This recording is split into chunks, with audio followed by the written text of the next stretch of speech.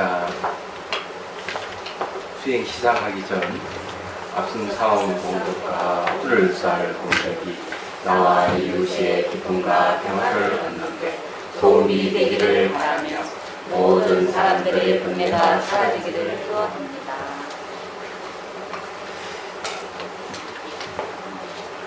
자, 명상 깨달음을 논하다.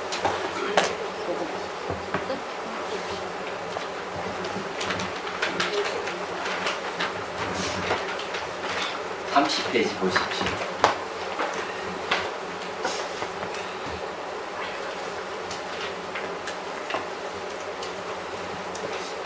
이제 공고를 하는데 다음 주에 여기 법회를 하나 엽니다. 여기 승만 실천회. 승만서원 실천. 네, 승만서원 실천회 법회를 여니까 여러분들이 많이 참석을 해주세요.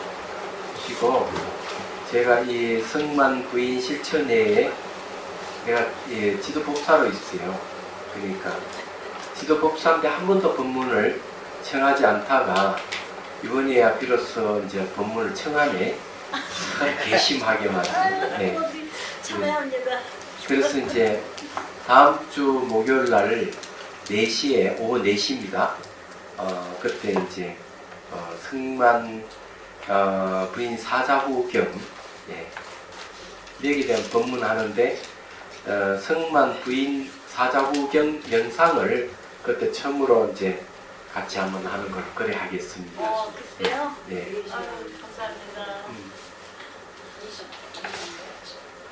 중요한 시간을 안 읽어주세요. 날짜와 시간을 안 읽어주세요. 다음 주 목요일 날 4시. 오후 4시. 예.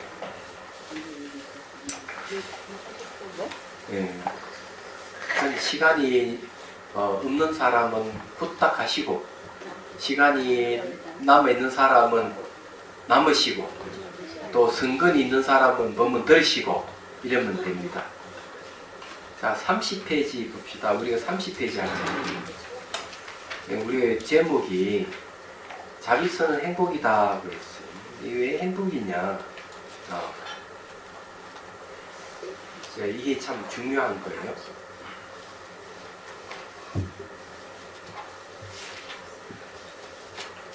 이 사람만이 아니고 생명을 가지고 있는 모든 존재는 괴로움을 싫어해요. 고통을 싫어하고 그게 공통점입니다. 인간도 더더욱 그렇죠. 인간은 이 동물들하고 다른 점이 어떤가 하면은 그런 추구하는 능력이 다르다는 거죠. 주어진 대로 사는 게 아니라 인간은 좀 더 나은 삶을 추구하는 데 있습니다. 그래서 이제 그게 이제 다른 점이에요. 그럼 분류해서 말하는 최대 행복이 뭘까? 이게 참 더 중요해요. 중요한데 인간이 가장 큰 난제는 그런 거예요.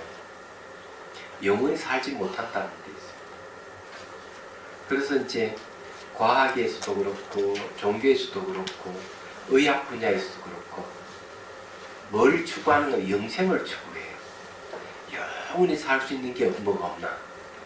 그래서 이제 의학에서 뭐 예를 들어 가지고 세포를 노화를 방지하는 걸 연구를 한다든지 그렇게 하고 뇌과학 같은 데는 자기 살아생전에 가지고 있는 모든 기억을 스캔해 가지고 남겨두다가 자기 이제 몸을 이제 바꿀 때 그걸 가지고 이제 새로운 삶을 살려고 한다 그런 거죠. 근데 이 몸의 장기 같은 것도 막 바꾸고 있어요. 이제 그런 정도로 이제 와 있는 거예요. 얘가. 그래서 이제 지금은 이제 어떤 생각을 하는가 하면은 제 4차 산업혁명이 이제 시작되면서 인간의 수명을 500년을 늘리는 것을 생각하고 있는 거죠. 그럴 정도. 그런 게 왜 생기느냐?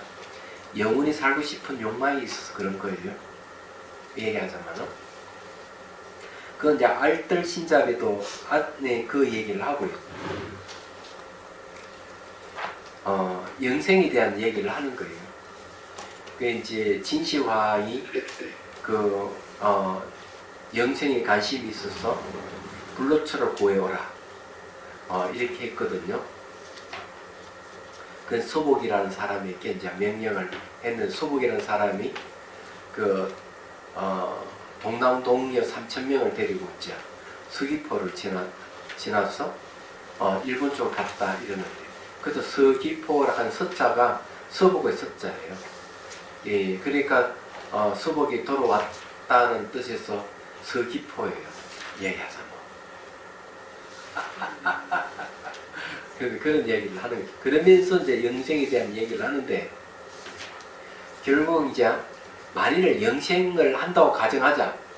영생 이후는 어떨 것인가?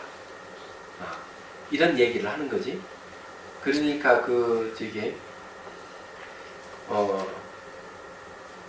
여러 가지 상반된 얘기가 오고 가고 있는데, 유시민 작가는 무조건 자기 죽어버리겠대. 주장하는 내용이 이제 왜 그런가 하면은 시간이 무시간을 주어지고 자기가 영생하는데 선택권을 주어지지 않는다면 그런 삶이 아무리 오래 살아도 무슨 의미가 있겠느냐. 지루하기만 하고 아무 가치가 없다 이거죠. 자기가 할 수 있는 어떤 것도 없으니까 영생한다는 무슨 소용이 있느냐. 난 죽겠다. 이렇게 얘기를 해요. 그 상당히 일리 있는 말입니다. 그런데 이제 이런 문제는 많은 사람들이 생각을 하는 거죠. 그래서 철학적인 입장에서도 그렇고 죽지 않는 뭐가 실체라든 자아가 있다 이렇게 생각을 하는 거죠. 종교도 그렇고 철학자들도 그렇고. 그래서 뭔가 과학에서 계속 원자 부수고 핵을 부수고 중선 양수가 부수는 이유가 뭔가 하면 뭐가 부수지지 않는 뭐를 추구하는 거죠. 그래서 부수지지 않는 걸 원자로 했단 말이에요. 원자. 잘 알듯이 원자라 하는 건 변하지 않는 알갱이의 뜻인데, 이제 이 원자 핵도 부숴버리잖아요. 그런 시대에 왔단 말이에요. 그래서 이제 제가 이제 말씀드리고 싶은 거는 과학이든 철학이든 의학 분야든 뭐 종교든 끊임없이 이 영생에 대한 것은 화두예요. 오늘 불교는 그런 데 생각이 없느냐? 있다. 얘기하자면. 그래서 이제 제가 거기에 30페이지 제 밑에 단 있죠. 제 밑에 단 우리는 한번 보십시오. 밑에 단 우리는 이와 같은 자아 성찰을 위해서 삶을 되돌아보고 삶과 죽음의 문제를 깊이 생각하게 됩니다. 그러다 보니 최근 명상을 통해 자신의 마음자리를 찾고 행복한 삶을 영위하려는 사람들이 갈수록 늘어나고 있습니다. 단순히 말과 생각이 아닌 직접 체험을 통하여 삶과 죽음의 문제를 해결하고 생로병사의 괴로움에서 벗어나 진정한 행복으로 나아가는 길을 제시하는 명상 수행법이 이 책에서 다루고 있다 하는 자비성 수행입니다. 이 자비성 수행에도 여기서 벗어나는 게 아니다. 생로병사의 괴로움에서 벗어나고자 한다면은 명상을 해야 되는데, 많은 명상법이 자비성의 명상도 그 중에 하나다. 우리 오전에 이제 공부했던 진심직설 내용이 바로 그 내용입니다. 마음의 본성을 깨닫자. 마음의 본성은 바로 부처다. 부처는 죽지 않는 그걸 얘기합니다. 생각해보면은 그래서 벗어나니 아무것도 없는 거예요. 그래서 제가 이제 제시한 게 이제 있죠. 꿈 이야기 제가 얘기했잖아요. 한 번 더 내가 얘기를 하죠. 이걸 딱 생각해보면 불교에서는 어떤 생각을 갖고 있는지를 알 수가 있어요. 이 영생 문제 이제 한 가지를 미리 얘기하면은 스리랑카에서 있었던 일인데, 영국이 스리랑카를 식민지화 했단 말이에요. 그래가지고는 이제 불교인들을 갖다가 처음에 기독교로 바꾸는 거죠. 정책적으로. 그리고 뭐 직장을 주겠다, 논을 주겠다, 뭐 땅을 주겠다, 뭐 해가지고. 그리고 이제 사창은 불타 없어지고 스님은 죽창이 찔려 죽고 난리가 났었죠. 그런데 한 스님이 혜성같이 나타나서 종교 토론을 제안을 했어요. 다르마 팔라라카는 스님의 스승인데 이름이죠. 그래가지고 그 콜롬보인가 그 광장에서 이제 목사, 신부, 전도사 모여가지고 1대3으로 종교 토론을 해요. 종교 대론이죠. 얘기하자면. 그 책이 한번 출간돼 가지고 우리나라에 출간된 적이 있습니다. 그 책이. 근데 어느 순간 그 책이 사라졌어요. 누가 딱 수고해서 아마 없앴겠지. 그런데 그 내용 중에 이제 뭐가 있는가 하면 영생에 대한 얘기가 있어요. 그 이제 이 스님이 이제 질문한 내용 요지가 뭔가 그런 거. 그래 사람이 죽었어.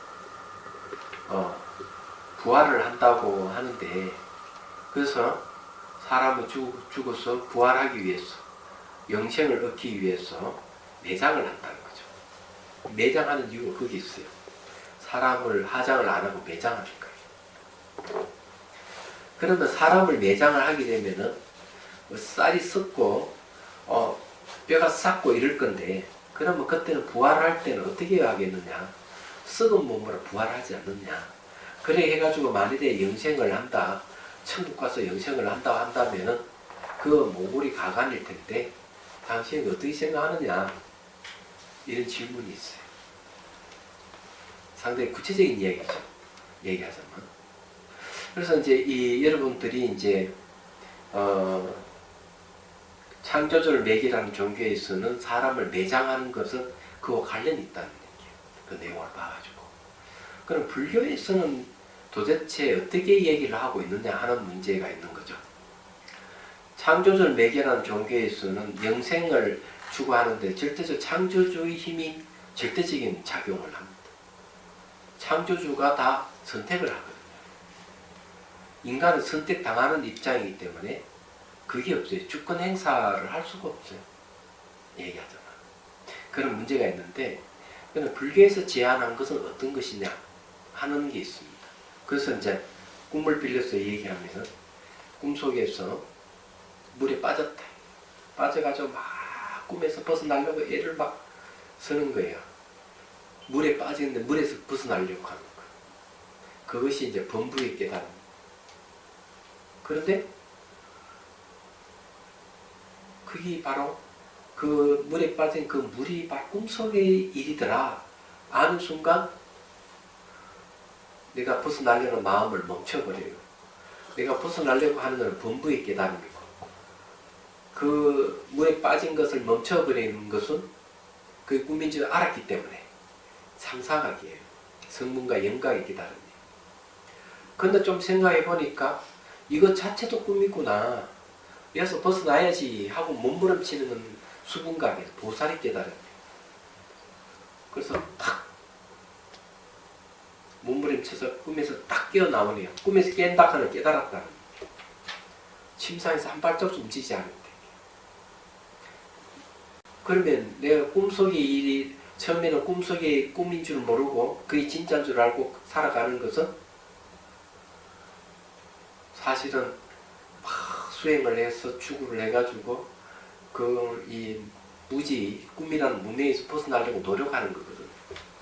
깨닫고 보니까 침상에서 안 벗어났다. 이게 무슨 뜻이냐는 거죠. 그래서 여기서 모든 종교는 보면은 궁극을 항상 얘기를 하고 있어요. 궁극을 얘기를 해가지고 여기에서 막 가서 탁 도달을 하는 게 있는 거죠. 얘기하죠. 그래서 이 창조주를 매개하는 종교는 천국이라고 얘기하고 불교 소선교에서는 열반이라고 얘기하는 거예요. 아니라면 극락세계, 아미타세계라고 얘기합니다. 막 가서 턱 간다 얘기죠. 근데 꿈을 깬다 하는 건 뭡니까? 가서 딱 이루는 것도 꿈이라는 거지. 꿈에서 딱 깨보면 맨 그 자리라는 거지. 이게 이제 대성에서 하는 방법이에요. 특히 암경에서 이 얘기를 하고. 결국 내가 깨닫고 보니까 깨달을 것이 없고 수행해보니까 수행해볼 게 없더라. 정토를 찾아보니까 우리 살고 있는 자체가 정토더라. 그러면 살고 있는 이 세계는 내 마음에 의해서 달라집니다. 그래서 마음이 청정하면 국토가 청정하다. 이 얘기를 하는 거죠.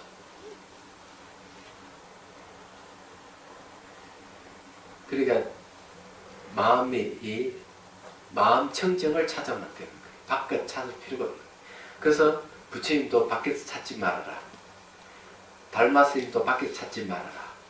육조 스님도 밖에서 찾지 말아라. 보조 스님께서도 밖에서 찾지 말아라. 그래서 불교는 내도라 그래요. 내도. 외도가 아니고 내도. 외도라 하는 밖에서 도를 구하는 것은 외도예요. 이는 이제 창조주를 매개하는 종교에 사는 방법. 불교는 결국 마음이 문제이기 때문에 네 마음만 잘 들다 보면 된다. 이 얘기를 하고 있는 거죠. 그래 한 바퀴 딱 도는 거죠. 희한한 일이죠. 그래서 이제 깨닫고 보니 우리 살고 있는 이 세계가 그대로 정토다. 이 세계가 깨달음 세계. 따로 있는 게 내가 깨닫기 전이나 깨달은 후나 깨달음은 변함이 없다. 그래서 이 안에서 제가 그 얘기 해놨어요. 뒤에 가면 이제 뭐가 나오는가 하면은 이런 얘기 나옵니다. 모든 것이 원각으로 들어갔다가 원각으로 나온다. 네. 원각이 나온 게 다시 원각으로 들어간다. 그래서 호공이 꽃이 피고 지고 하도록 호공이 바뀌지 않듯이 원각에서 나와 원각으로 들어가도 원각은 바뀌지 않는다. 내가 깨치거나 못 깨치거나 그대로 원각이다. 원만을 깨달습니다. 이게 바로 원각에서 이 얘기를 하고 있는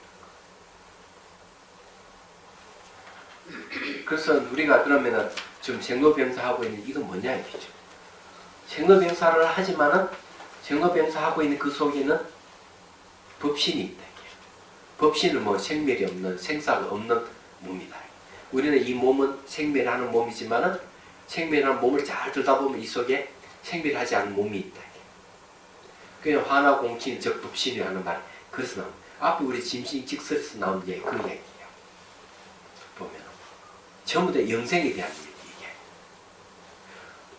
불교가 갖고 있는 이 영원히 산다 하는 것은 굉장한 깊이가 있는 거예요. 보면 얘기하자면 어느 스텝? 자, 31페이지 자비선 수행의 체계를 봅시다. 괴로움의 해결 연기법이에요. 네. 자, 이 자비선 수행의 체계. 제가 오늘 전화를 한 통화 받았는데 저에게 현대불교신문에서 자비선 명상을 연재를 좀 해달라 요청을 받았어요. 예. 격주간으로 해서 원고는 예. A4 용지 석장 제법 크죠? 네. 예. 그래서 오케이 해주겠다 그랬어요. 다른 신문사에서는 별로 반응이 없는데 그 신문에 줘야 돼? 반응을 보여요. 오랜만에 듣는 박수 소리. 그런지 처음으로 이제 한번 연재를 해봅니다. 이게 한 번도 나한테 뭐 연재해달라는 제안을 하는 신문사가 없었는데 그 책을 봤대. 기자가 책을 보고 너무 좋더라는 거죠. 그래서 연재를 해달라. 그래서 이제 자비선 명상을 한번 또 소개를 해볼 생각을 합니다. 자, 연기법에 대한 얘기를 좀 보죠. 한번 읽고 또 내용 얘기할게요. 우리는 한평생 괴로움에서 자유롭지 못합니다. 그렇다 보니 무엇 때문에 괴로운가? 깨달음이 아니면 삶과 죽음의 괴로움에서 벗어날 수 없는가? 라는 의문을 가지게 됩니다. 결론적으로 괴로움은 우연히 생기는 것도 아니고 필연적으로 생기는 것도 아니며 절대적인 힘에 의해 생기는 것도 아닙니다. 괴로움은 모든 존재가 그물같이 하나로 연결되어 있는 연기라는 사실을 알지 못함에서 생겨납니다. 연기를 모르기 때문에 괴로움이 생긴답니다. 그래서 이 무지는, 연기를 모르는 무지는 너와 나를 분리시키고 주객의 대립 속에서 높고 낮고 아름다움과 추악, 크고 작은 선악 등의 이분법적 분별을 발생케 하고 탐욕과 분노, 리스금을 일으켜서 괴로움을 유발합니다. 따라서 괴로움에서 벗어나려면 무지로 인해 자신이 괴롭다는 사실을 먼저 관찰하고 깨달아야 합니다. 자, 여기에서 이제 얘기를 하고자 하는 게 그런 겁니다. 결국 연기를 모르기 때문에 괴로움이 일어난다. 그렇죠? 괴로움은 우연히 생기는 것도 아니고 필연적으로 생기는 것도 아니고 어떤 절대적 힘에 의한 창조주의 힘에 의해서 괴로움이 생기는 것도 아니다. 연기를 모르기 때문에 이 말은 매우 이성적인 이야기예요. 진실을 알게 되면 괴로움이 벗어난다. 그렇죠? 예를 들어서 여기에 이제 찻잔이 있으면 이 찻잔 내에서 우리는 어떤 생각을 갖고 있는가 하면은 이게 아주 좋다고 생각하고 이쁘다 생각하고 마음에 딱 피를 꽂히면은 가지고 싶어하는 욕망이 생겨요. 그렇잖아요. 혹시 여러분들은 이제 뭐 연애해 봤죠? 마음에 드는 총각이 있거나 마음에 드는 처녀가 있으면은 마음이 쫙 끌리고 그러지 않아요? 여정 씨는 아직 저게 마음에 드는 남자 못 만났어요? 그런 거 없었어? 없었어? 그래 딱 있으면은 그것이 이제 자기 마음을 추스리고 그냥 추스려 버리면 되는데 무슨 인연인지 계속 끄달려서 그냥 저 남자 아니면 안 된다, 저 여자가 아니면 안 된다는 생각을 딱 갖게 될 때는 걷잡을 수 없잖아요. 상대가 노 해도 저돌적으로 대시하죠. 그걸 짝사랑이라고 하잖아요. 저게 되고 LA 사는 홍 박사 얘기 들어보니까 한번 10년 훨씬 넘었는데 한번 가니까 그 아들이 있더라고. 한 6살 좀 됐나? 5살 됐나? 그래서 내가 깜짝 놀랐어요. 아니 언제 결혼했는데 아이가 지금 나이 조그만 애가 있느냐고. 근데 왜냐하면 그 홍박 나이가 많거든요. 그래서 얘기를 하더라고. 미얀마 수행하러 가가지고 수행하러 가서 이제 저녁에 이제 경행을 좀 이렇게 하려고 이 행선대에 이제 딱 가는데 그 달빛이 쫙 비치는데 웬 여자가 쫙 뒷짐지고 왔다 갔다 너무 아름답게 보여. 네. 그런데 그렇게만 보였으면 괜찮아. 그게 이제 이 마음이 발전하는 거거든. 그 다음만 딱 애기가 생각나는 거예요. 애가 생각나는 거예요. 애가 딱 떠오르는 거예요. 그 다음 발전하는 게 뭡니까? 저 여자 내 배필이다, 내 짝이다 이렇게 생각하는 거죠. 근데 그 부인을 봤거든요. 못생긴 얼굴이에요. 잘생긴 얼굴은 아니에요. 달빛 덕분에. 그래, 하여튼 천하의 남자들은, 총각들은 달빛 아래 여자들 조심해야 돼. 정말이에요. 근데 이제 마음이 그래 발전한 거죠. 첫째 단계는 아름답다, 그죠? 그 두 번째 단계는 뭐예요? 두 번째 단계 탁 하면은 마음이 네, 애라 생각하고, 세 번째 단계는 내 짝이다 생각하는 거예요. 네 번째 단계는 어디로 가? 프로포즈 할 수밖에 없는 거예요. 그래서 결혼했대요. 근데 수행 허됐다 그랬어, 바로. 그래, 알아차림을 잘하고 있으면은 자기 마음이 그리 일어나면 그걸 마음을 다 체크해가지고 마음이 변화를 지키 무상을 봤으면은 뭐 이쁜 여자라고 생각, 이쁜 여자로 끝날 건데 이쁜 여자는 이쁜 여자, 아름다움은 아름다움도 끝나야 되는데 거기에서 아이 생각나는 쪽으로 발전하는 거예요. 그때도 역시 알아차림을 해서 아이가 생각나면 아이 일어나는 그 생각 어떻게 바뀌어가는지 지켜봤으면 그것은 끝날 건데 그걸 제어를 못 해가지고 그다음 다시 자기 짝이라고 생각하고 있는 거지. 그래서 그런 마음을 자기에서 무상하게 지나가면 돌아오지 않았었고 미는 오지 않았었고 현지도 머물지 않는다. 뭐 제대로 봤으면은 그 마음이 안 생기죠. 그러면 결혼을 안 했을 건데. 저 가서 일을 내요. 예? 스님께서 알아차림 잘못했다고 그러셨다고 일을 내요. 그분하고 결혼했기 때문에 아기도 있고 행복하잖아요. 그래가지고 이제 두 사람 다 나이가 많잖아요. 그래서 이제 얘기를 하더라고요. 이 애는 수행자를 키워야 되겠다. 우리가 수행지에서 만났어. 네. 이랬으니까 그거요. 이 얘기를 하더라고요. 그때 정산 선생님도 같이 있었어요. 같이 갔었거든요 그때. 근데 제가 얘기하고 싶은 거는 그런 거예요. 여기에서 잘 생각해 보면은 왜 결혼을 했을까 하는 거는 서로가 이 마음이 연기하기 때문에 내 마음 안에서 연기를 하는 거예요. 우리 일상생활도 연기도 하지만 이 내적으로 또 마음도 연기를 한다 하는 사실 빨리 알아야 돼요.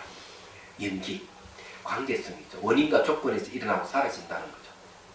이런 사실을 잘 모르면은 괴로움이 일어난다는 거예요. 이 사실을 모르면. 그래서 이제 그 다음 구절에 괴로움은 단순히 무엇을 믿는다고 해서 해소되지 않으며 믿는다 해서 해소 안 돼요. 우연히 또는 운명적으로 해결되지도 않습니다. 분리되어 홀로 있는 것은 아무것도 없다는 것을 알 때 비로소 괴로움에서 벗어날 수 있습니다. 이런 믿는다고 괴로움이 해결 안 돼요. 그 이유는 이런 겁니다. 믿는다고 해결 안 되는 이유를 말씀드릴게요. 예, 괴로움의 해결에 대해서 뉴욕에 사는 지안이라는 그사님이 있는데 그 그사님이 그 부부를 가서 만난 적이 있어요. 근데 이 부부는 직업이 뭔가 했더니 자영업을 해요. 자영업을 하는 분인데 이제 재미있는 얘기를 하더라고요. 자기 친구가 사업이 잘 되고 막 이러면서 근데 왜 사업이 잘 됐는가 했더니 교회를 열심히 다녀서 사업이 잘 됐다는 거야. 그래서 그 친구가 이런 말, 너를 반드시 교회를 데려가겠다 이랬대. 그 사람이 그럼 한번 그래 알아서 하라고. 근데 어떤 정도 열정적인가 하면 그 친구분의 가족들이 다 이 집을 이사를 와가. 같이 살면서 같이 기도하고 뭐하고 공을 굉장히 들이는 거예요. 그러니 그 사람 생각 참 친구가 신심이 대단하다, 믿음이 대단하다 이런 생각을 했대요. 한 석 달쯤 전에 힘들어해지더니만 그럼 딴 데 이사를 가버렸대. 그건 알고 보니까 사업이 잘 안 된 거야. 사업이 안 돼. 그래서 그 사람이 얘기 그런 거 제대로 믿음이 있는 사람이라면 그런 행동을 하지 않을 텐데 사업이 잘 되니까 믿음이 견고해지고 사업이 안 되니까 믿음이 풀어지고 하는 거 보면은 그건 좀 뭐가 이상하다 이렇게 얘기합니다. 그럼 여기서 이제 말씀드리고 싶은 그런 거죠. 사업이 잘 때는 참 즐거웠지만 사업이 안 될 때는 괴로운 거야. 괴로우니까 믿음도 저버리게 되는 거죠. 그런 게. 그 다음에 이제 사례를 또 하나 얘기를 하죠.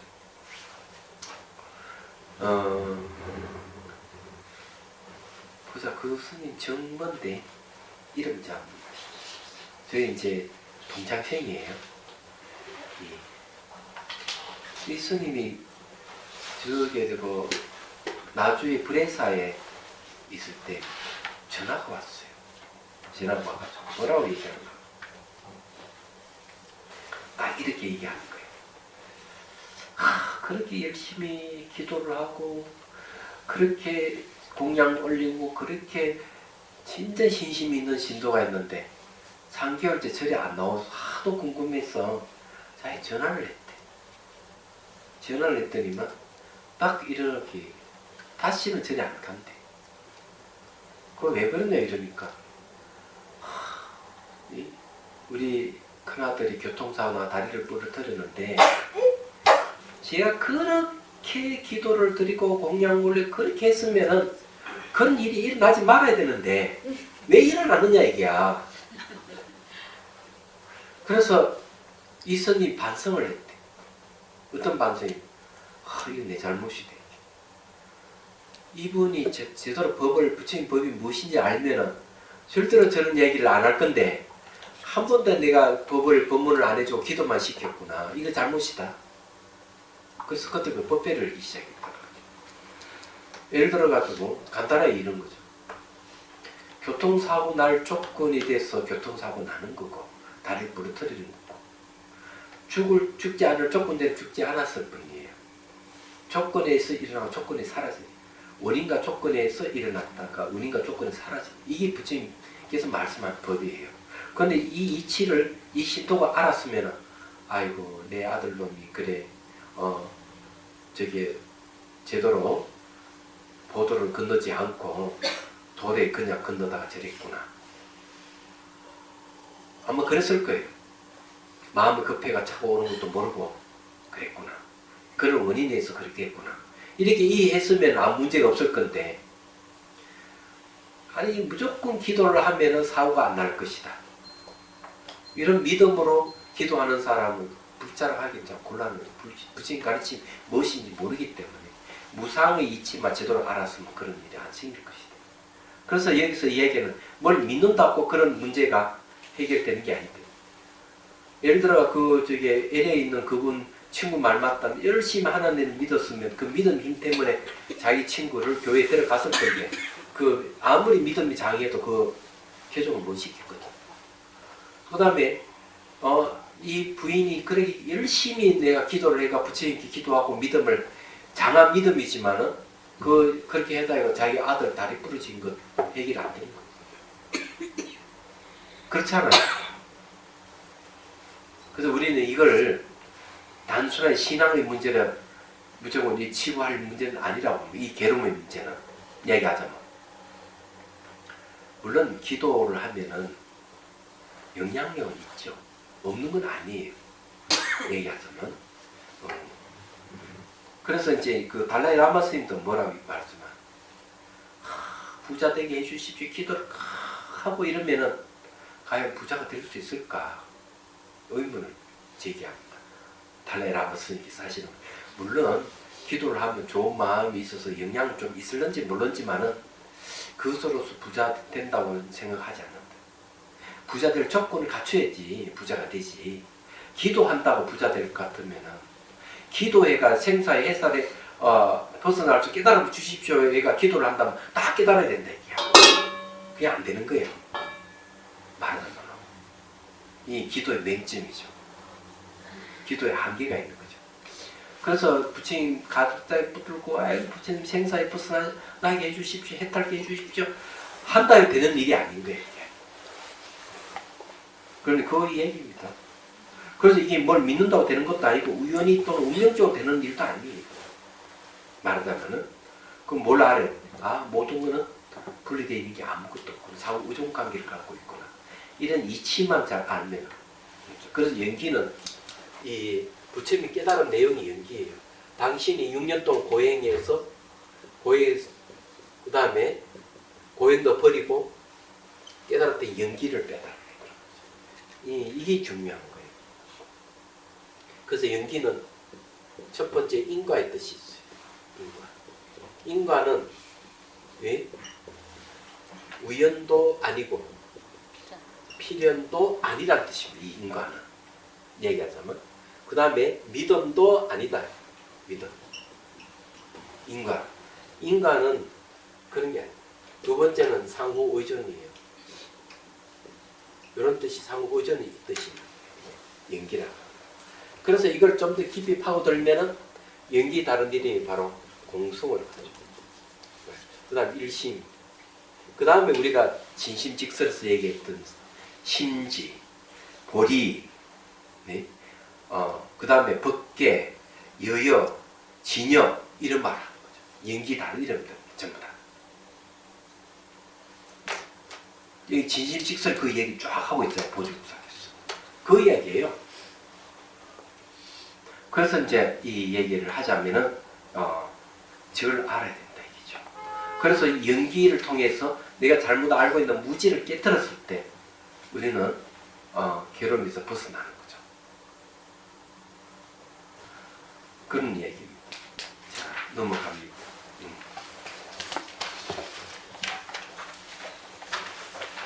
자, 거기 32 첫 번째 줄에 깨닫는다는 것은 사실을 있는 그대로 안다는 것을 의미합니다. 여기서 안다는 것은 추리하거나 감각적 직관으로 아는 것을 의미하지 않습니다. 생각과 감각에는 과거의 경험이 내재되어 있어서 대상을 인식하고 판단하는 데 오류를 일으킵니다. 그래서 이게 깨닫는다 하는 것은 그런 것에서 벗어나가지고 오로지 직관과 그러니까 분석이죠. 직관과 분석을 통해서 깨달음을 얻어요. 이 내용이 이제 그럼 어떻게 그걸 얻느냐, 깨달음을 얻느냐 이러면 사마타와 이파사나 집중 명상과 분석 명상을 통해서 깨달음을 얻는다 이렇게 얘기해요. 딱 얘기하면 그런 얘기예요. 근데 여기에 중요한 거는 경험이에요. 과거의 경험이 들어가 있을 때 그 과거의 경험이 세속의 경험입니다. 이 세속의 경험이 결국 깨달음을 방해한다는 거죠. 자기가 가지고 있는 어떤 지식, 자기가 갖고 있는 어떤 체험적인 어떤 경험적인 것, 이런 것들이 바른 깨달음을 장애하는 거예요. 얘기하자면. 그래서 그런 것을 장애하기 때문에 이런 장애를 벗어나서 바른 깨달음을 얻으려면 어떻게 해야 되느냐 하는 문제가 있는 거죠. 얘기하자면. 자, 여기서 이제 제가 말씀드리고 싶은 건 이런 거예요. 이거는 뭐 안 봐도 압니다. 그냥 말로서 그냥 여러분들 한 번씩 읽어보시고 심심하면 한번 읽어보고 제가 핵심만 잡아서 하는 얘기예요. 여러분 뭐가 전제가 있으면은 그 전제는 결과가 옵니다. 그래서 가장 그 오류 중에 하나가 뭔가 하면 나는 누구인가 하는 것은 오류예요. 힌두교에서 이걸 주장한 사람이 라마나 마하리시예요. 라마나 마하리시는 나는 누구인가? 나는 누구인가 하면은 결과가 뭐가 나오죠? 나가 나오는 거예요. 내가 무엇이냐? 왜냐? 벌써 나락하는 것에 대해서 탐구를 했기 때문에 그 결과도 나락하는 게 어떤 것이다 하고 탁 나오게 돼 있어요. 그런데 이걸 나는 누구인가 이걸 화두로 하면 될까? No. 안 됩니다. 전제는 결과가 오기 때문에 오류가 생길 수가 있어요. 그럼 수행은 어떤 전제도 깔면 안 되는 거예요.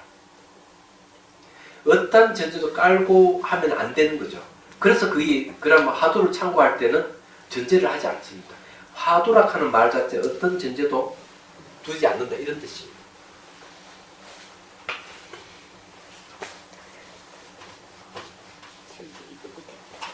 자, 이 비교를 해보면 알 수가 있어요. 화두.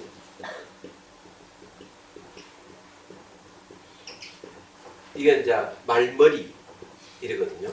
두는 머리잖아요. 그러니까 말머리라는 말 이전이라는 뜻입니다. 말 이전은 생각 이전이에요. 여러분들 말과 생각은 뭔 줄 아세요? 말과 생각은 이건 전제를 얘기하는 겁니다. 뭘 전제하는 걸 얘기합니다. 말과 생각 같은 종류예요. 얘기하자면. 그런데 예를 들어가지고 불성이라는 말을 쓰면 불성이 전제가 돼요. 공성이라면 공성이 전제가 되버려요. 그런데 성가에서는 말과 생각 이전이라 해버렸어요. 어떤 전제도 부정해버려요. 그래서 어떤 전제를 두지 않는 거예요. 전제를 두지 않고 하는 얘기가 이것이 무엇인가.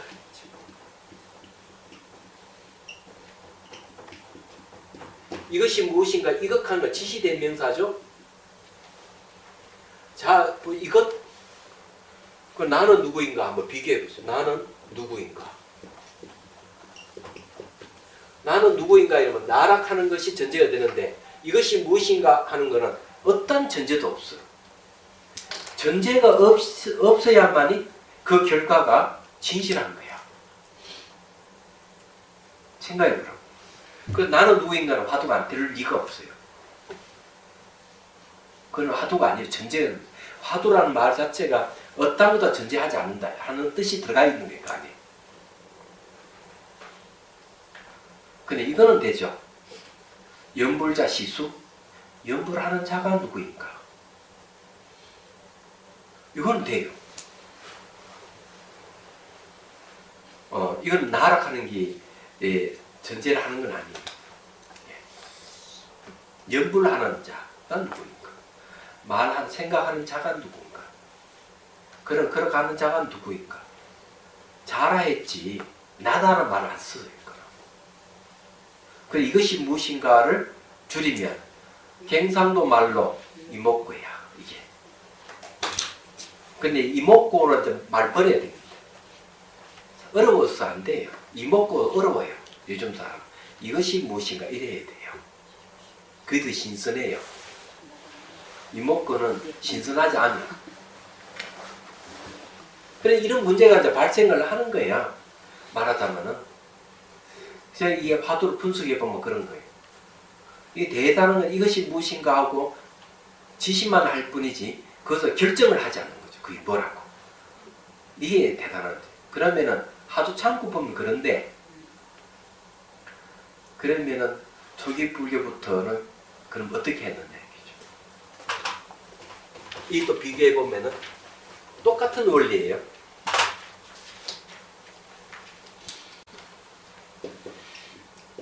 몸과 마음을 나누면은 신수신법이에요. 잘 알다시피 신하는 건 몸이잖아요. 수는 감각이죠. 신은 마음이고 법은 현상이에요. 이 네 수를 나눠가지고 관찰합니다. 이걸 관찰한 내용은 관찰은 뭘 하느냐 정념으로 해요. 정념은 뭡니까? 요즘 말로 직관입니다. 직관인데 알아차림을 하는 거죠. 이 알아차림인데 알아차림을 번역하죠. 자, 알아차림인데 머리를 써서 알아차리는 게 아니라는 얘기예요. 내가 생각해서 아는 게 아니라는 거죠. 나타난 이 몸에서 감각 뭐 이런 것이 나타나는 현상만 그냥 알아차리기만 즉각 아는 훈련을 하는 거예요. 내가 머리를 써서 아는 게 아니라 하는 건 어떤 걸 전제로 하지 않는다는 뜻이 있습니다. 이 정념은 어떤 전제가 없어요. 대상을 아는 수단일 뿐이에요. 대상을 아는 수단에는 여기에는 어떤 사상의 철학이라 하는 건 없는 거예요. 얘기하자면. 그래서 이 알아차림에 계속 한 대상을 알아차리고 있으면 그는 사마타가 돼요. 집중 명상이 돼요. 그런데 알아차림을 통해서 즉각적으로 구분하는 능력이 생기기 시작하면 알아차림하니까 어느 순간 물질 현상 변화를 알아차리다. 그 변화를 지켜보는 자기 마음도 보게 됩니다. 그럼 이건 물질 현상이구나. 지켜보는 마음은 이건 정신 현상이구나. 이게 구분하기 시작. 이렇게 구분하면 그거는 자 이빠사나가 되는 거죠.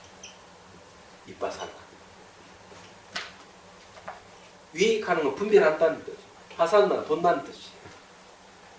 정념으로 하는 거죠. 이게. 그런데 여기는 무슨 전제가 있어 아무것도 없는 거. 그럼 대성불교에서도 분석하거든. 분석 사유하거든. 그럼 분석 사유는 어떻게 하느냐 얘기죠. 어떤 걸 전제로 해서 분석 사유를 하는 게 아니에요. 그래서 이게 이 알아차림을 할 때도 뭘 알아차리느냐. 나타난 현상 중에서 모든 존재의 공통적인 것을 알아차리는 거예요. 모든 존재의 공통적인 뭡니까? 변하는 거죠. 무상이잖아요. 무상하게 하니까 동네들 개체가 없는 모든 존재에 공통되는 거예요. 얘기하자면. 실체가 없는 건 모든 존재에 공통되는 거예요. 상호 오전하고 있는 건 모든 존재에 공통되는 거예요. 그걸 알아차려야 돼요. 다른 건 아무리 알아차려도 찾을 수가 없어. 변하지 않는 건 찾을 수가 없어. 고정되어 있는 것도 찾을 수 없어. 얘기하자면. 어떤 실체도 찾을 수 없어. 자아도 찾을 수 없어. 그리고 거기에는 이 알아차림을 하게 되면은 말과 생각을 끝나는 거예요. 똑같이. 하두가 이것이 무엇인가 하듯이. 말과 생각을 또 끝나는 거 똑같아요. 얘기하자면. 그래서 여기 이제 얘기하자면은 그런 얘기하자면 이 연기를 알아요. 연기를 아는 것도 연기를 깔고 하는 게 아니라는 얘기죠. 방법을 알려주면 봐. 네 한번 확인해봐. 그래. 확인해보면 무상, 상호, 의전, 무화, 공 이렇게 나오는 거예요. 그럼 무상, 상호, 의전, 무화, 공은 이거 다른 이름은 연기법이잖아요. 연기. 제가 얘기했잖아요. 연기는 인과의 뜻이 있고 상호, 의전의 뜻이 있다고. 그걸 학대하면 무상이고 공이고 무화라고. 그걸 일심이라고 그러고 진여라고 그러고 법계라고 그런다.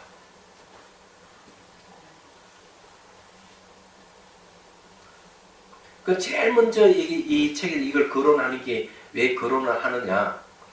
이 사실을 부처님 깨달음이 내용이 무엇인지를 알고 우리가 수행을 해야 된다. 그래서 수행하는 것도 어떤 전제도 하는 게 아니라는 걸 얘기를 하는 거예요. 말하자면은.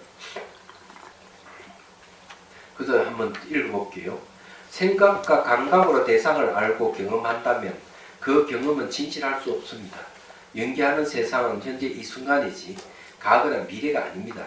따라서 과거 경험이 묻어있지 않는 정념으로 대상을 관찰해야만 모든 존재가 개체이면서 전체인 연기라는 진실을 알고 깨칠 수 있습니다. 일체의 현상이 상호 우선하면서 존재하므로 모든 존재는 시간적으로 무상하게 변하며 공간적으로 실체가 없어 변화와 괴로움을 조종하는 주체가 없는 무아인 것이며 그래서 공하다는 사실을 깨닫는 것입니다. 이렇게 될 때 삶과 죽음의 속바에서 해탈합니다. 그러므로 연기법을 깨닫는 것만이 괴로움을 해결할 수 있습니다. 이것이 깨달음을 법칙으로 삼는 이유입니다. 깨달음을 법칙으로 삼는다 하는 건 매우 이성적인 걸 얘기합니다. 뭘 믿는다는 거하고 깨닫는다는 건 전혀 차원이 다른 거죠. 왜 다르냐? 믿음이라 하는 건 추상적인 거고 깨달음은 실제 체험을 얘기하는 거예요. 그래서 이 수행을 과정에도 이걸 분명히 얘기를 합니다. 처음에 시작은 믿음이 시작하죠. 그 다음에 해로 갑니다. 알무로 갑니다.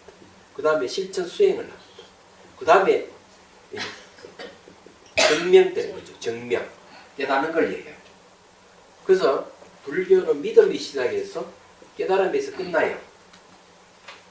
믿음은 추상적인 사람 인별 말씀을 하는 언어가 들어가면 다 추상적인 거예요. 실제 체험적인 게 아니란 말이에요. 얘기하자면. 그런데 창조주를 매개하는 종교는 믿음에서 시작해서 오직 믿을 뿐이다. 믿음에서 끝나버리는 거예요. 그래서 이런 경우는 어느 순간 뒤집어질 가능성이 많아요. 내 사업이 잘 됐다 안 돼버리면 종교를 바꿔 이런 일이 벌어지고 말하면. 그리고 이제 누구야? 청전스님 이야기 들어보면 청전스님은 대건신학 대학생이었잖아요. 근데 한번 들어보니 그런 신부들이 사막에서 많이 화형당해 죽고 그랬대. 얘기하잖아. 그거 왜 그러냐니까. 그러니까 이제 막 수도에 수행을 하다가 명상을 하다가 자기 소리를 하니까 죽여버려. 한두 사람이 아니대. 명상을 하게 되면 자기 소리 하게 돼 있어요. 그러니까 신을 믿지 않는 놈이다 이거. 화형시키고 죽이고 이랬다는 거지. 그게 이제 이 창조주를 매개하는 종교에서 명상을 거부하는 이유를 이런 이해하는 거예요. 명상은 증명하는 방법이에요. 사실이냐 아닌지를 확인하는 방법이에요.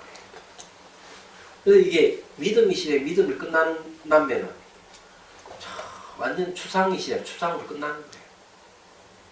그래서 여기서 증명하는 방법에 등장하는 게 기도입니다. 예. 기도하는 방법. 불교에는 여기에 뭐가 있는 거예요? 기도 들어가죠.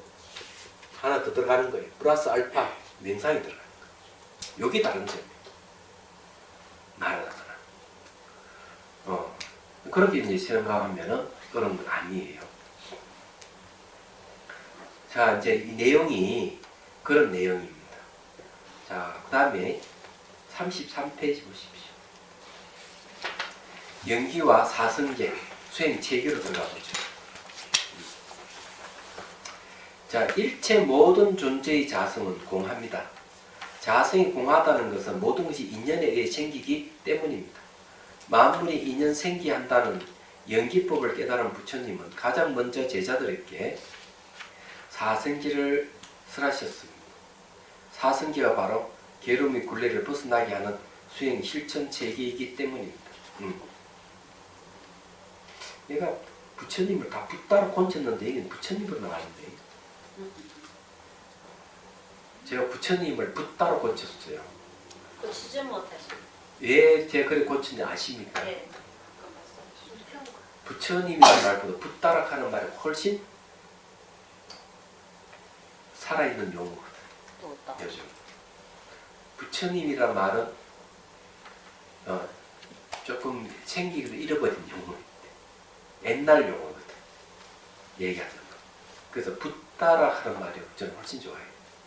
내가 다 붓다로 했는데 부처님은 또 이래 했나? 아니 부처라고 그냥 부처라고 이렇게 하셨다. 아니요, 붓다.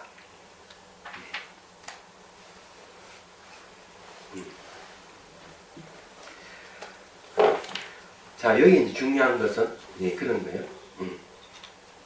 사성제가 실천 수행 체계다. 이게 중요해요. 그래서 모든 것이 인연에 의해 생기므로 괴로움도 생길 원인과 조건에 갖추지만 생기합니다. 생긴 괴로움이 있다면 생기게 하는 괴로움의 원인이 있고 괴로움이 멸한 멸제와 멸에 갈 수 있는 도제가 있을 수밖에 없습니다. 그래서 괴로움은 결과, 그 원인, 집은 원인, 멸은 결과, 도는 원인으로 이지인가라고 하며 고와 집은 속죄이고 멸과 도는 진죄입니다. 이것이 연기법으로 구성된 수행 체계입니다. 그러니까 이게 전부 다 수행 체계로 있어요. 오지멸도 사성제. 이런 건 체계적으로 딱 배워야 돼요.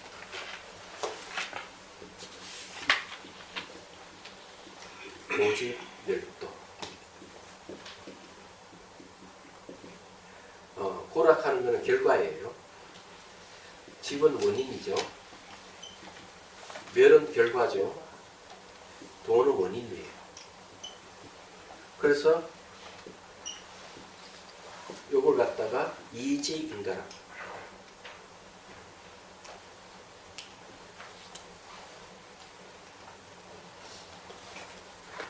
이지인가. 원인, 결과, 원인, 결과, 원인 이렇게 되기 때문에 그래 이게 전부 다 연기법으로 되어 있다.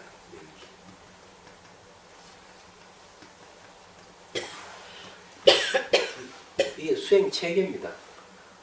내가 왜 괴로운가? 괴로움을 알아야 돼요.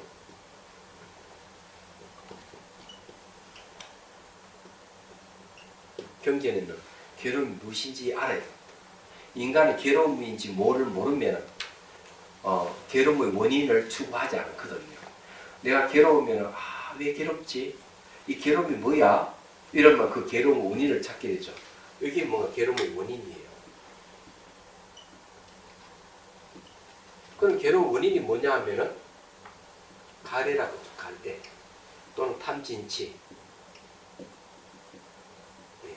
이걸 얘기를 합니다. 괴로운 원인이 있다는 거죠. 그런데 괴로운 원인은 끊어야 할 대상이에요. 그리고 이제 괴로움이 완전히 소멸된 게 멸이고 그 다음에 그 소멸하는 방법이 도입니다. 그래 이런 방법은 전부 다 의사가 환자를 진료할 때 쓰는 방법이에요. 이 부처님도 그 얘기를 합니다. 얘기하자면은 그 다음 읽어볼게요. 네. 이와 같이 연기가 성립하면 사성제도 성립합니다. 그래서 붓다의 모든 가르침은 사성제에서 벗어나는 것이 없습니다. 붓다의 최초 설법도 고지멸도의 사성제이고 인밀 직전에 이르러서도 제자들에게 사성제에 대하여 의심이 있으면 질문하라고 하셨습니다. 이 사성제를 요즘 말하면 이런 거예요. 이것은 괴로움이요. 이건 괴로움의 해결이다. 이건 늘어뜨리면 고지멸도입니다. 제가 그 초기 그러니까 원시불교를 호진 스님한테 배웠어요. 호진 스님이 샤브님. 네, 호진 스님께서는 저게 솔로몬 대학 박사입니다. 근데 호신 스님을 유학 보낸 분이 프랑스 신부예요. 그 프랑스 신부는 프랑스에서 바로 동국대학교를 유학 온 겁니다. 그런데 이제 호신 스님은 또 그 두 분이 친구지간이잖아요. 그래서 이제 친구의 도움을 받았어. 프랑스 유학 갔는데 소르본 대학에 이제 입학해서 9년 만에 박사학위를 받아 오셨어요. 근데 전공이 바로 원시불교였어요. 근데 호신 스님 말씀 이런 얘기, 부처님 깨달았는데 깨달음은 연기법인데 가르치는 고진멸도 사성제를 가르쳤다는 거죠. 왜 연기법을 안 가르치고 고진멸도 사성제를 가르치느냐 이런 질문을 했습니다. 근데 알고 보면 고진멸도 사성제도 연기법이에요. 딱 그렇게 나오는 겁니다. 내용이 그런 거예요. 자, 당지경에서 이렇게 쓰랍니다. 한번 보죠. 괴로움의 진리를 마땅히 알고 이해하여야 한다. 괴로움의 원인의 진리는 마땅히 알고 끊어야 한다. 괴로움이 사라지는 진리는 마땅히 알고 정득하여야 한다. 괴로움이 사라지는 길의 진리는 마땅히 알고 닦아야 하느니라. 이게 이제 초기경제에 나옵니다. 자반경에 나오는 내용이죠. 그래서 사성제의 근간 자비선의 수행 체계, 이 책을 전부 사성제를 근거를 하고 있습니다. 제2권에도 고진별도 사성제를 근거를 해서 수행 체계를 세워놨어요. 대성불교이든 소승불교이든 수행 체계는 사성제에서 벗어나니 아무것도 없습니다. 정말이에요. 그래서 사성제는 저 수행 체계로 보고 봅니다. 다른 사람은 어떻게 봤는지 모르지만 저는 딱 그렇게 보였어요. 그래서 이제 이 내용을 이제 한번 얘기를 좀 해봐야 되겠는데 시간이 싹 그냥 지나갑니다. 그러면 이제 간단하게 제가 얘기를 하죠. 이거는 이제 다음 시간에 얘기를 하고 사성에 대해서 얘기하겠습니다. 상경 유경에 보면 이런 얘기를 해요. 코끼리 뭇 발자국에 뭇 짐승의 발자국이 포함되듯이 나의 모든 가르침은 고진멸도 사성제에서 벗어나는 것은 아무것도 없다. 어느 그 학자는 이렇게 얘기합니다. 괴로움을 이야기한다 하는 것, 괴로움에 대한 이야기를 한다 하는 대단합니다. 어느 철학자도 그렇지만 어느 철학자도 다 괴로움에 대한 얘기를 한다. 그럼 괴로움의 원인을 얘기하는 것도 대단한 일이에요. 괴로움이 있으면 괴로움의 원인이 있기 때문에. 그래서 이런 것도 동서양의 철학자도 다 괴로움의 원인에 대한 얘기를 한다. 그런데 진짜 부처님께서는 위대하신 분이라 할 수 있는 것은 괴로움의 원인의 소멸에 대한 얘기를 하신다. 괴로운 원인 소멸에 대해서 이야기만 했다면 그래 위대하지는 않을 것이다. 괴로운 원인을 소멸하는 방법을 또 제시를 하셨다. 이렇게 완벽하게 제시하신 분은 오직 부처님 한 분밖에 안 계신다. 이렇게 얘기해요. 자, 그 말은 맞다고 봅니다. 여기서 벗어날 아무것도 없어요.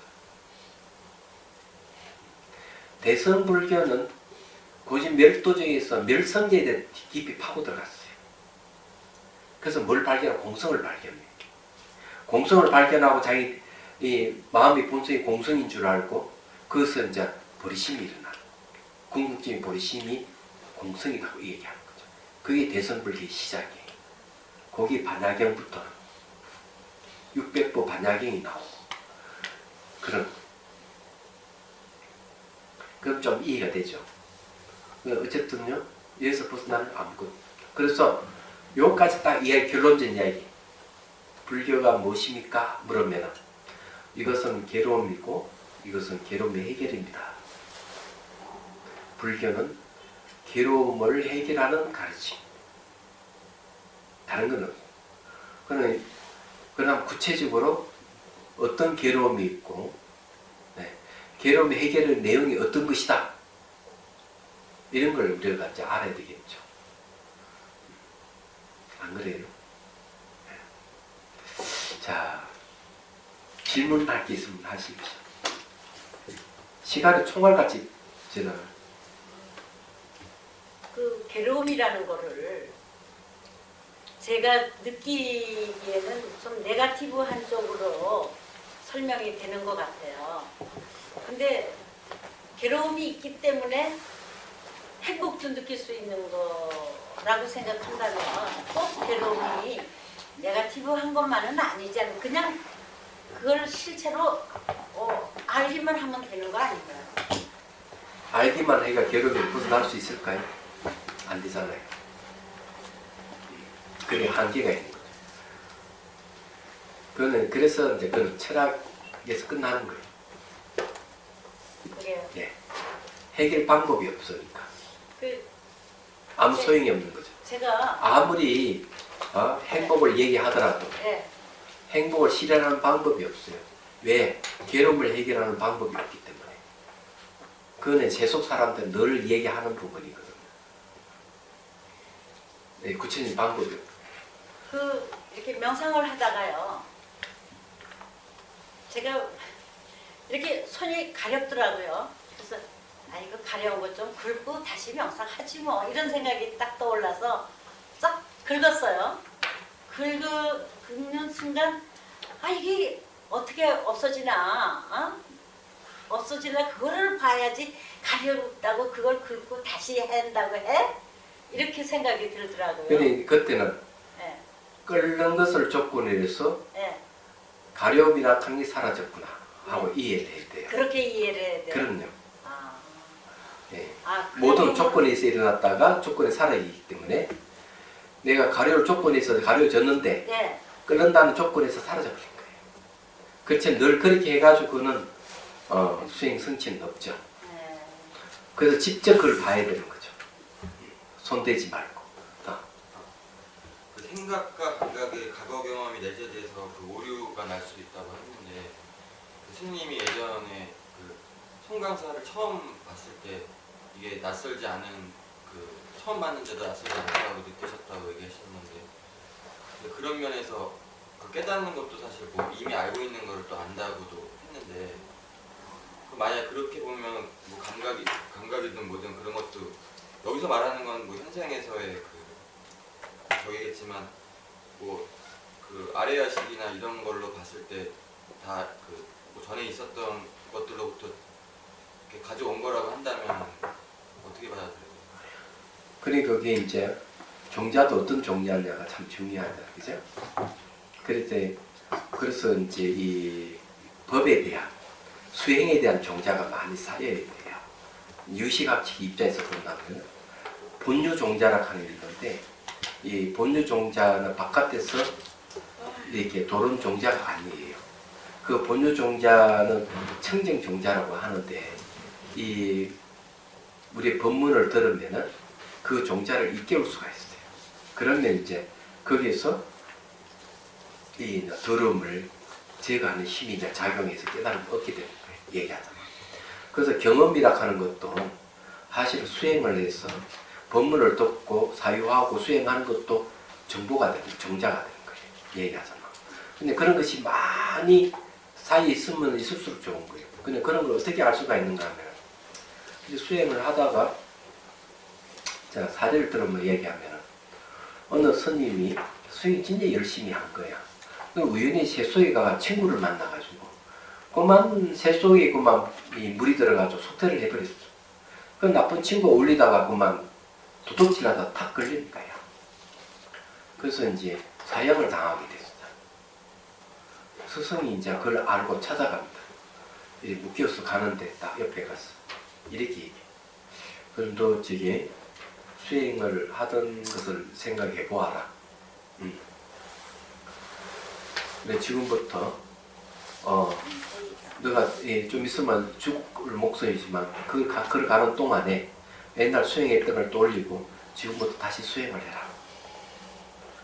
그래 가는 가면서 극기명상 발바닥 감각 관찰하면서 그래 마음이 차분하게 가라앉고 생사에 대한 미련을 다 버리게 돼.